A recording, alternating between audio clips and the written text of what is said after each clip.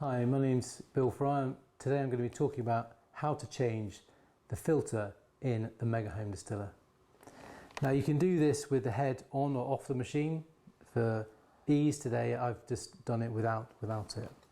To remove the filter casing, you simply grab it like this and lever out like that. That's how you get it off. Sometimes when these are brand new, they're actually quite hard to get off, and we get a few phone calls saying people are struggling to get them off. But if you use that technique of literally levering it on and off, that is the best one. So I'll just demonstrate it again.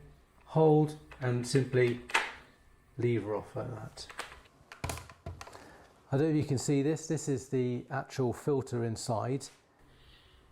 Now it's slightly stuck in there, so I'm going to bang it out. There we go. Here's the new filter. So what we're going to do is I'm going to fold it in two and put it into the filter housing and get it nicely seated down there so that any water going through there is going to be filtered by that charcoal filter. To put it back on,